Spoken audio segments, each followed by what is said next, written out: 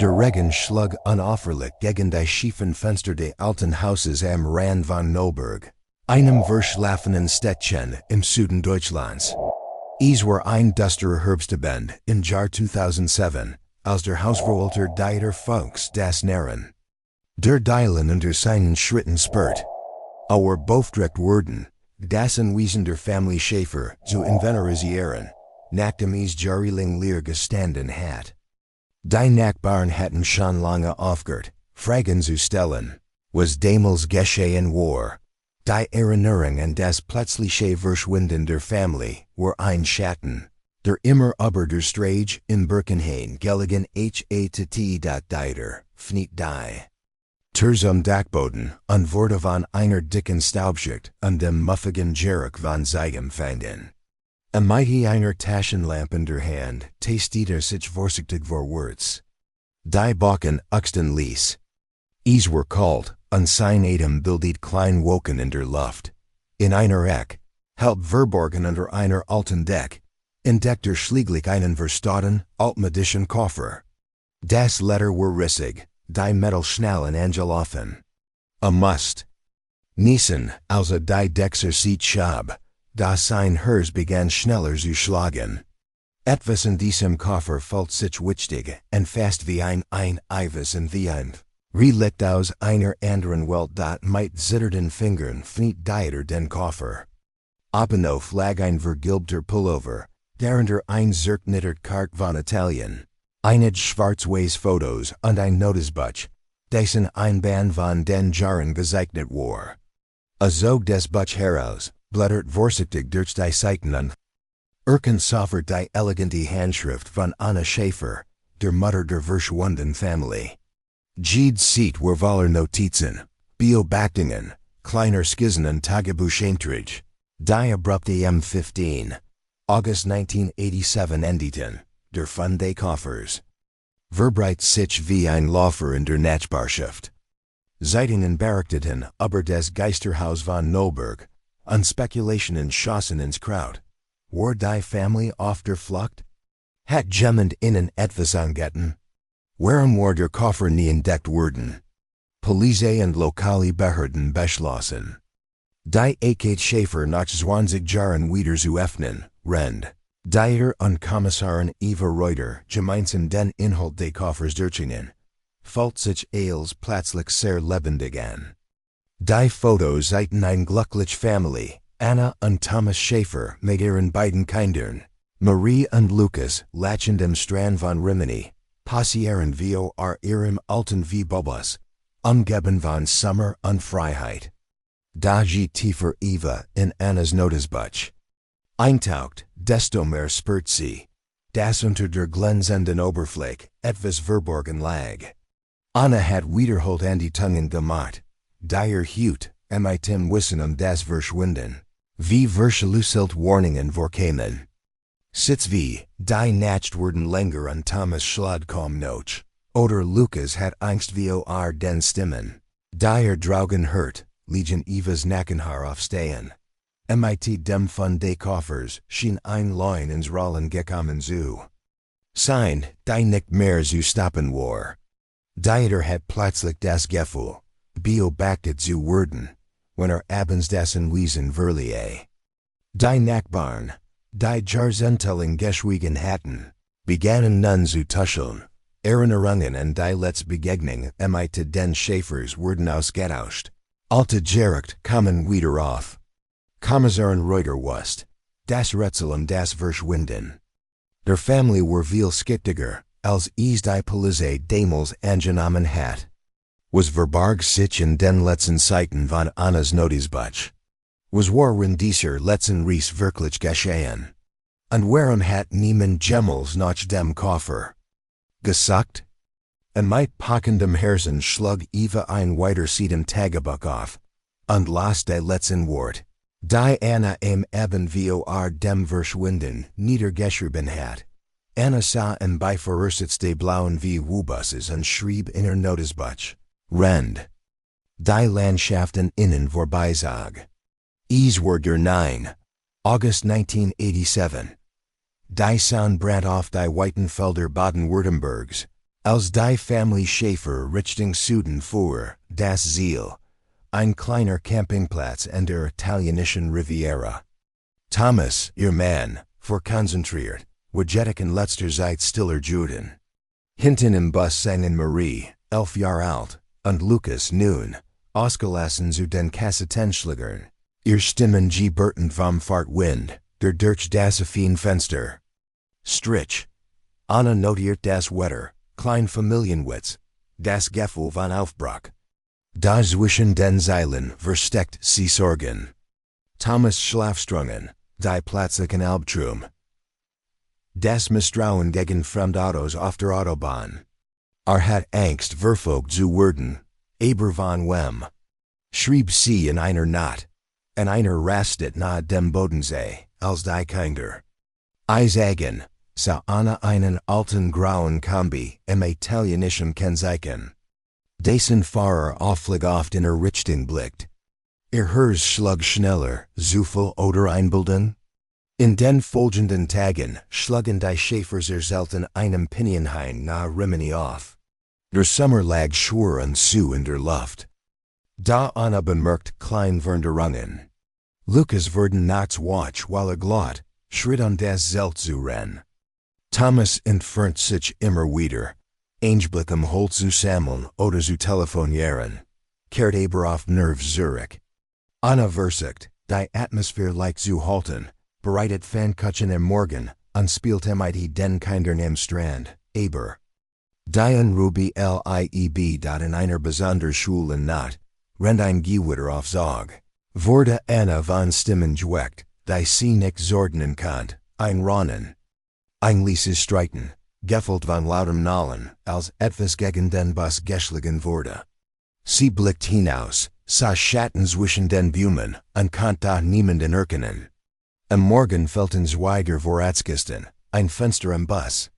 War zerkratz in ihrem Notizbuch steht. Etwas stimmt hier nicht. Thomas sagt, sei nichts, aber ich fühl mich beobachtet. Sie erzählt Marie. Die ebenfalls angab, seltsam Traum zu haben, nichts davon. Am Tag darauf macht die Familie einen Ausflug nach San Marino. Rennt die Kinder Postkarten. Koffen, beobachtet Anna den Mann vom grauen Kombi. Der auf der gegenüberliegenden Straßenseite stand ein altes Radio repariert. Ihre Alarmglocken schrillten, war es wirklich Zufall, dass wieder die war. Die Tag wurden von seltsamen Zwischenfällen überschattet, verschwunden Gegenstände. Fremdfußspuren im Sand rund das Zelt, der Hunde Platzwarts, der. Eines Abends knurrend im Bus standen nicht mehr weichen Wald. Thomas wurde gereiter, weigert sich, abends noch des Gelne zu verlassen, und begann, einen Hammergriff bereit im Handschuhfach zu verstehen. Der letzte, Eintragen Notizbuch -15, August 1987, ist kurz unverstanden.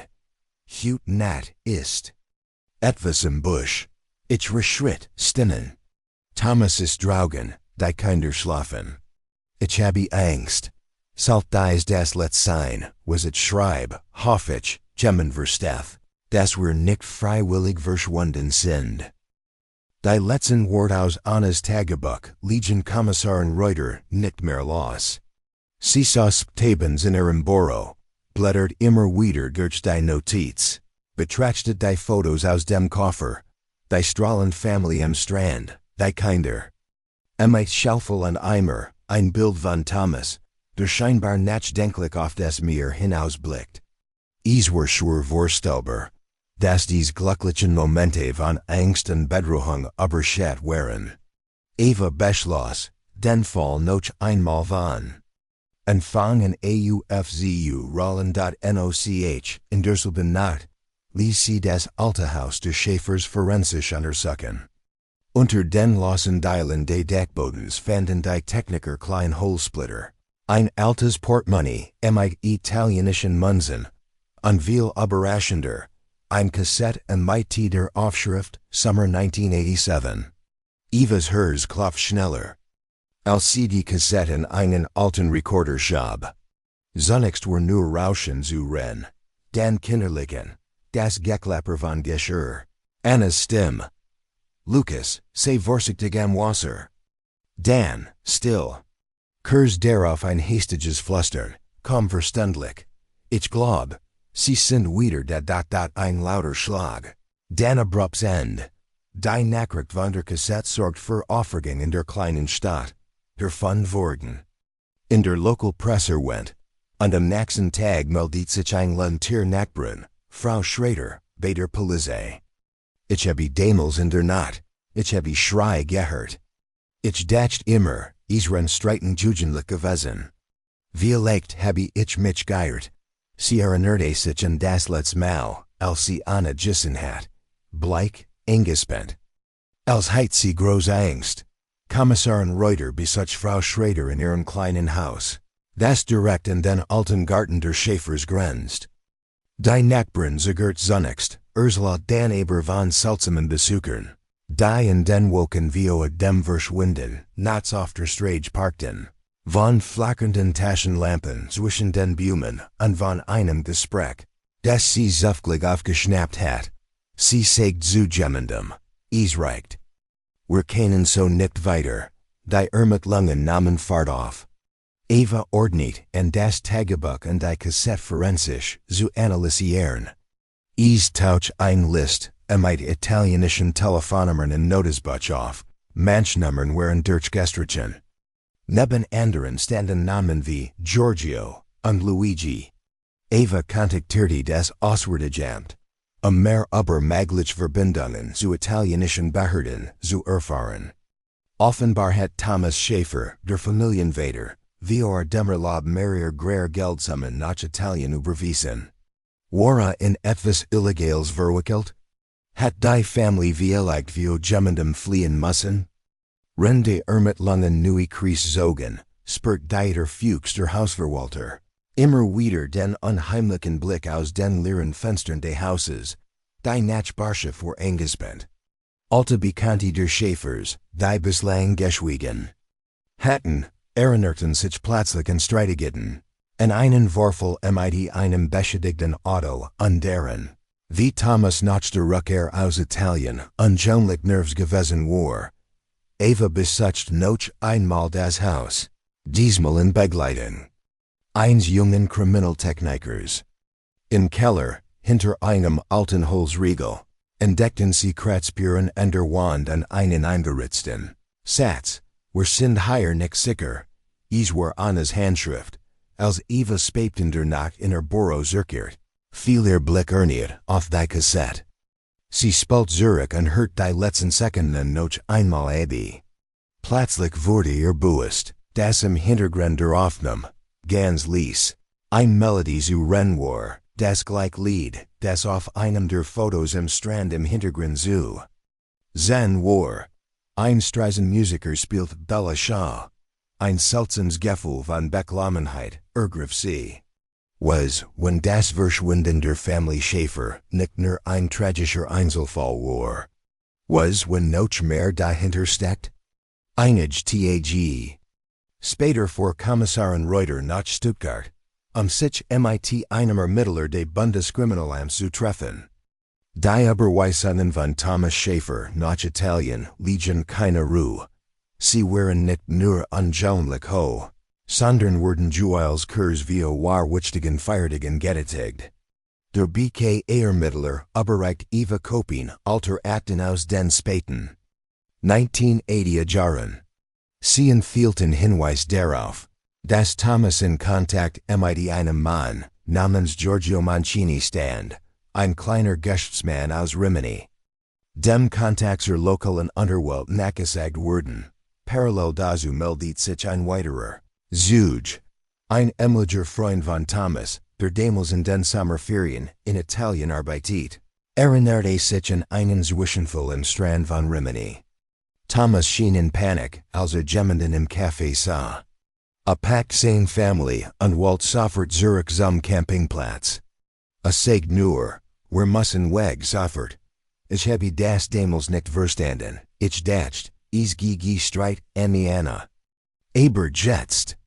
Eva lies die Italienischen Telefonnummern aus Annas Notizbuch durch die Behörden in Rimini überprüfen. Es stellt sich heraus, dass ein der Nummern zu einer Autovermietung fort, deren Besitzer 1987 unter misstrauischen Umständen ums Leben gekommen war. Die Spur wird es Zunamen verworren. War Thomas in Kriminalaktivitäten verstrickt gewesen? War die Familie Opfer einer Verwechslung Jordan? Die Ermittlerinnen entschloss sich, nach Italien zu reisen. In Rimini angekommen, war die Luft schwor von Meersals und vergangenen Geschichten. Sie fand das alte Café in der Promenade, das auf mehreren der Fotos zu sehen war. Der jetzige Besitzer, ein latierer Mann namens Carlo, erinnerte sich an die Deutsche Familie mit dem kleinen blonden Mädchen. Erzählt, dass sie eines Abends das Café fluchtartig verlassen hatten. Nachdem ein Mann in schwarzer Lederjack hereingekommen war, der wortlos an ihrem Tisch stehen geblieben war. Zurich. In Deutschland ging die Angst in Nürnberg Jemand hat in der Nacht einen Zettel in der Füchster Gegend. Lass die Taten run. Die Zeitung berichtet nun täglich über neue Wendungen im Fall Schäfer, und Spekulationen machten die Rund. Worries einreichigt? Ein Flucht. Vor einer dunklen Vergangenheit. Eva stand nun vor einem Rätsel, das immer größer wurde, je tiefer sie grub. Die letzte Seite aus Annas Tagebuch ließ sie nicht mehr los. Sollt dies das letzte sein? Was it schreib? Hoffich, Gemmen versteth, dass wir nicht freiwillig verschwunden sind. Dann erhielt sie ein E-Mail von einer italienischen Ermittlerin. Die ihr einen alten Polizeibericht schickt. Zwei Wochen nach dem Verschwinden der Familie Schäfer war ein deutscher VW-Bus nahe San Leo ausgebrannt aufgefunden worden, keine Leichen. Aber Spuren von Kinderkleidung an ein einzelner goldener Armreif. Wie in Marie Schäfer auf einem der letzten Fotos getragen HATT, in Eva breitet sich ein Becklemens Gefühl aus. Die Schäfers waren in Italien angekommen, aber was war dann geschehen? War die Familie geflohen, wurde sie verfolgt? Oder waren sie von jemandem verschleppt worden? Ein letzter Fund bracht neue Buging in den Fall. Im Federal de Alten. Koffer entdeckt ein Kriminaltechniker einen zweiten, kaum sichtbaren Umschlag. Darin lag ein Brief, offensichtlich in Eil geschrieben. Die Tint war verwischt, da. Die Wort waren deutlich, falls uns Gemmen findet. Sucht nach dem roten Haus im Fluss. Die ist die Wahrheit. Eva wusst. Die Suche war noch lange nicht vorbei. Das Rätsel und das Rot Haus ließ Eva keine Ruhe. Sie sucht alte Landkarten heraus und fand schließlich einen handschriftlichen Vermerk im Tagebuch. Ticino, das Rot Haus, Hoffmann? Aviva kontaktierte die italienische Polizei in der Lombardei. Nach einigem Hin und Her erhielt sie einen Hinweis. In einer abgelegenen Flusskleif de Ticino gab es tatsächlich ein Verfallens. Rotgestrschens Bauernhaus, Lana Leerstechn.G, mit der italienischen Ermittlerin vor. Eva Dorthen. Die Fahrt war eingespannt, jeder Kilometer voller Erwarten. Am Ufer de Ticino wirkt das Rothaus wie ein vergessenes Mahnmal, zerbrochene Fenster, verwittert Tor, hohes Gras ringsum. Der Wind rauscht ließ durch die Boom, als die Ermittler das Haus betreten. Drinnen war es kahl und dumpf. Staub tanzt im schwachen Licht. Das durch die zerschlagenen Scheiben fiel dort im Emiligen Wohnzimmer fanden sie Spuren. Einen alten Rucksack mit de deutschen Kinderbüchern. Einen verblichenen Stoffhasen, der offensichtlich Marie gehört hat, und ein Saraceni-Fotografie, die vier Schäfers via einem Wohnmobil siegt. Auf der Rückseite stand in Annas Handschrift, Verbesser Seiten. Die Atmosphäre war überwältigend, es war, als spür man die Angst und Verzweiflung, die hier geherrscht haben MUSS, Tendit im Schlafzimmer, entdeckten sie einen Lassen. Dachboden. Darunter ein weiterer dünner Briefumschlag, sorgfältig mit einem Taschentuch umwickelt. Eva fniet den Brief vorsichtig. Anna's Handschrift, hektisch, voller Emotionen. Wenn jemand diesen Brief findet, bit glad uns. Wir hatten Angst. Thomas meint, wir rennen Sicherheit, aber sie fanden uns. Wir hörten Stimmen in der Nacht, Schritt vor dem Fenster. Die Kinder weinten. Ich weiß nicht mehr, wenn wir trauen können. Wenn wir nicht zurückkehren, sucht nach uns. Unsere Kinder werden in die Wahrheit. Das Haus am Fluss war also der letztbekannte Aufenthaltsort der Familie Schäfer. Da van hier en verler sich ernieder spur. Die italienische Polizei fanden der Nate Houses frischgrigbar. Da die Analyse ergab, dass sie sich Opfer aus einer anderen Zeit handelt. Wieder keinen endgültige Antwort. Zurück in Deutschland erlitt Eva ein Welder Frustration. Sie fühlt, wie die Geschichte entglitt. Da nachts trug sie von Anna, die mit zitternden Händen den letzten Brief schrieb, Draugen. Das Licht einer Taschenlampe durch das Fenster sucht, die Medien griffen den von de roten Hauses under Brief begierig auf. In zeitenden Fernsehsendungen wurde spekuliert, ob es Überlebend gab, ob die Schäfers vielleicht noch irgendwo in Italien lebten, untergetaucht, in ständiger Angst. Die Bericht riefen viel Erinnerungen und Hinweis aus der Bevölkerung hervor. Plötzlich meldet sich ein Lehrermann aus der Schweiz, der sich in die Familie erinnerte. Hat 1987 als Grenzbeamter gearbeitet und was noch genau wie ein blauer VW-Bus mit deutschen Kennzeichen an einem vom Morgen den Ticino überkehrt hat.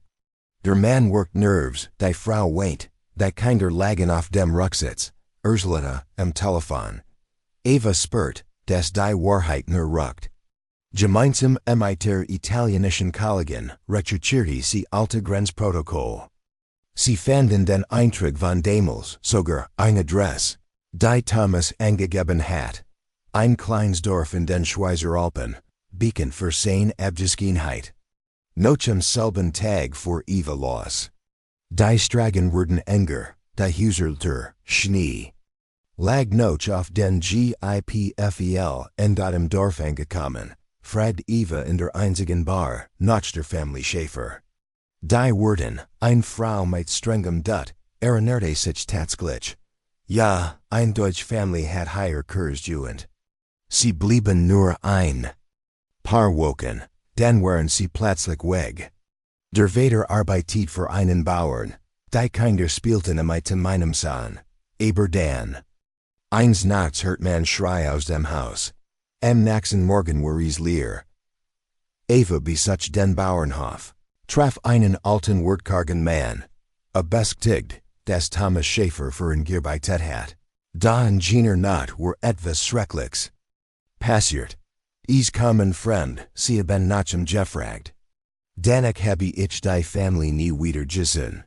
Die Ermittlerin reist weiter, folgt der alten Spur nach Osten, bis nach Sterreich. Immer wieder tauchten einzelne Hinweise auf. Ein Gestolin identit, eine Frau, die in den 90ern behauptet hat, Deutsche mit zwei Kindern in einem Flüchtlingslager getroffen zu haben. Da nie gab es ein gültiges Beweis. Eines Tages als Eva ihr Bericht in Nolberg zusammenfasst, klingelte das Telefon.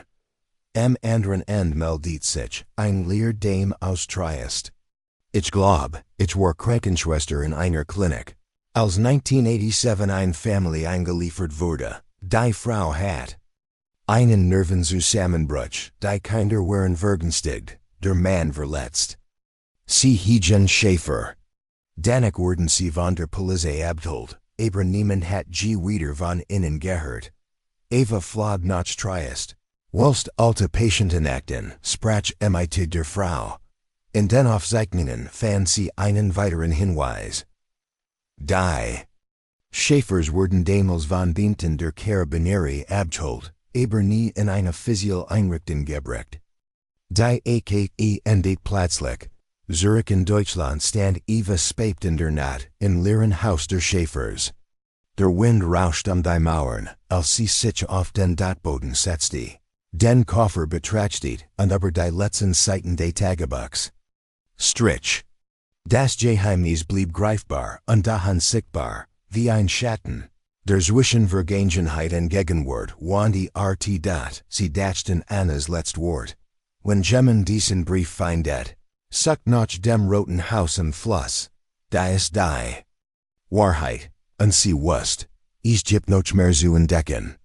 Vielleicht lebt jemand der Familie noch immer. Vielleicht gibt es Zeugen, die endlich bereit sind zu sprechen. Vielleicht, nach all den Jahren, kann die Wahrheit da noch ins Licht kommen. Ein paar Wochen später erhielt Eva einen anonymen Brief, der an die Polizeistation in Neuburg adressiert war. Die Handschrift war krakelig, der Umschlag ungeöffnet geblieben. Darin lag nur ein Kurzerzettel. Ich habe überlet. Nicht alle hatten dieses Glück, nicht alles ist so, wie es scheint. Wenn sie wirklich die Wahrheit suchen, treffen sie mich. Am 21. Juli, Mitternacht, in der alten Kapelle bei Luganer See, kommen sie allein. Eva's Herz pocht wild, als sie den Brief las. War das ein Scherz? Oder tatsächlich ein Nachricht von einem der Schäfers, oder zumindest von jemandem, der wusste, was damals geschehen war. Sie informierte die italienischen und Schweizer Kollegen, da niemand hat in letzter Zeit Vergleichbar.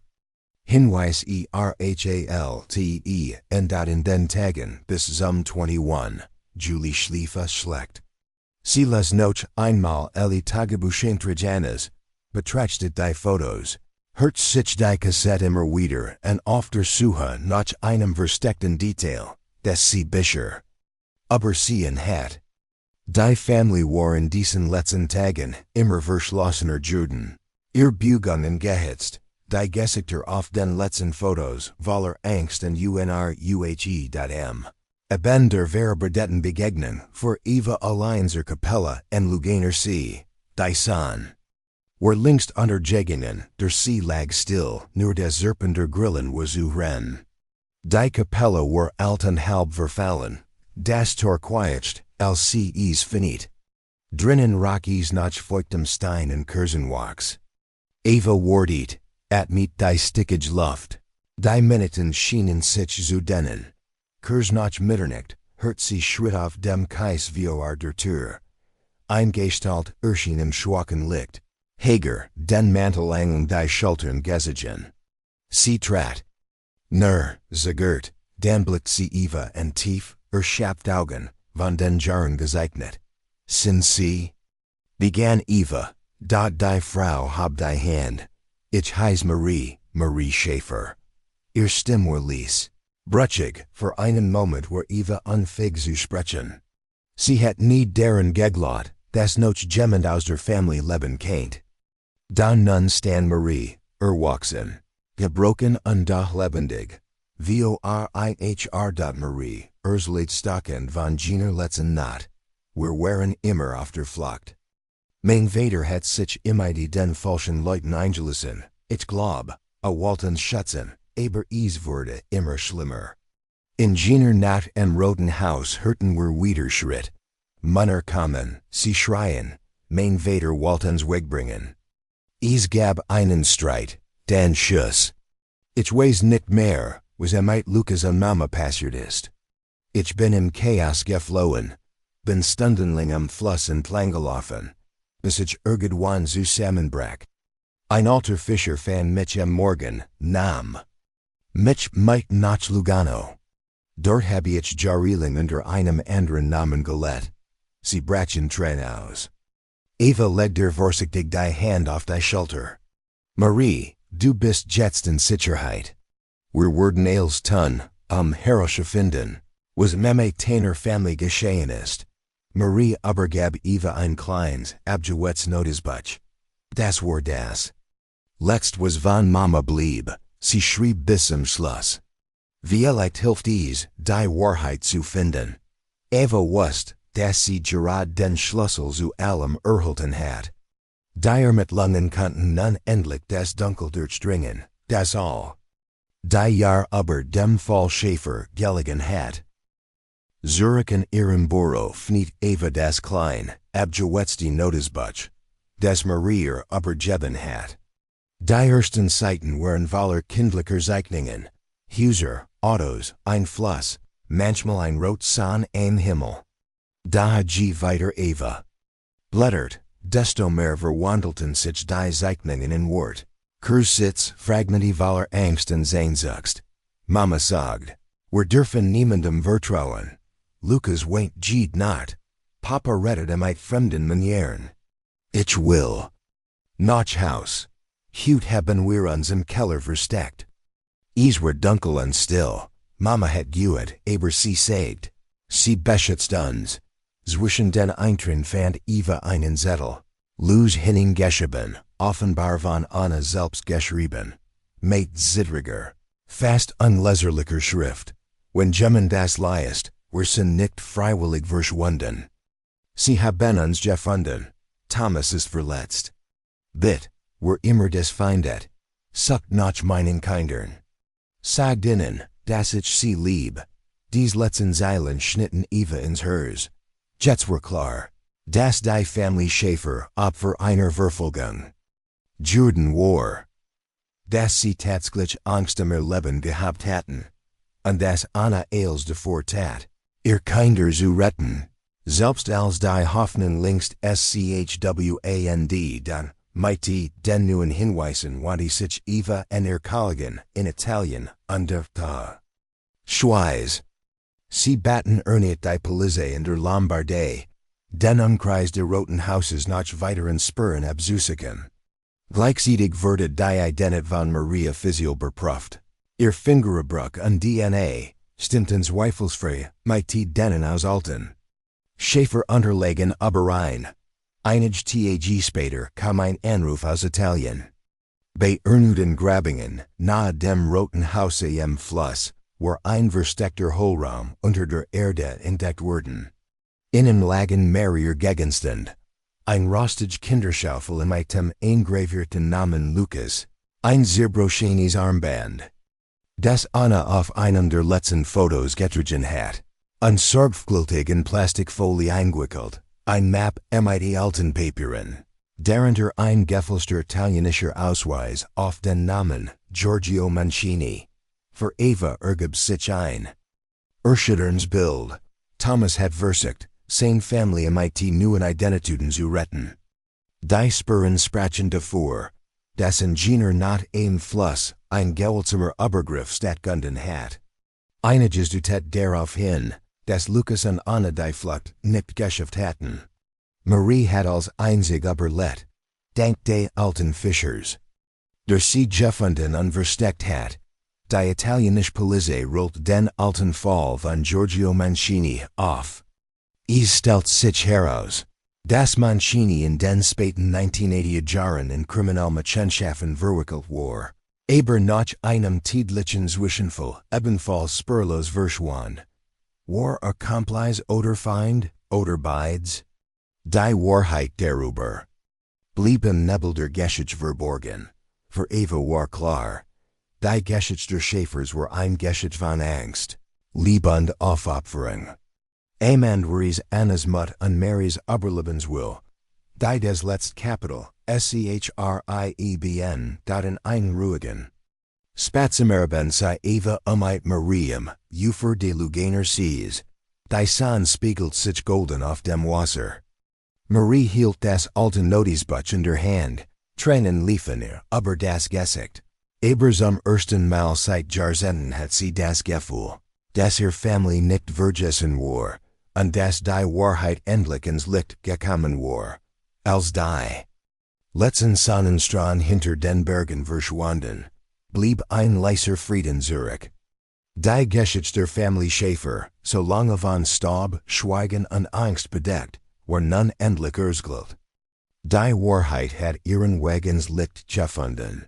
Getragen von Annas letzten Worten, Marys Mut und dem unberbaren Willen derer, die nie aufgaben, nicht jede Wund heilt, nicht jede Frage erhält ein Antwort. Da was bleibt, ist das Vermächtnis der Hoffnung. die Erinnerungen ein Mutter, dir kinder Uberales Liebe. En ein Mädchen, das trotz allen den Wegzurikens Leben fand. Und in all Gene, die im Schatten oder im Licht, bereit sind für das Richtige zu kämpfen, selbst wenn niemand hinsieht. Vielleicht ist das die wichtigste Botschaft. Inmitten von Dunkelheit und Vergessen kann schon ein einzelner Mensch, der nicht wegsieht, den Unterschied machen. Denn manchmal sind es gerade die vergessenen Koffer, alten Brief und lesen Stimmen aus der Vergangenheit, die uns zeigen, dass Jede Geschichte zielt, und dass die Wahrheit, egal wie lange sie verborgen bleibt, immer ihren Weg finden wird. Wenn dich dies Geschichte berührt hat, teil sie mit jemandem, der nicht vergessen werden darf. Hast du selbst Erinnerungen, ungelöste Fragen oder Erlebnisse aus deiner Familie, die nie ausgesprochen wurden? Schreib es in die Kommentare, manchmal kann schon ein geteiltes Wort. Licht ins Dunkel die ringen.abonni,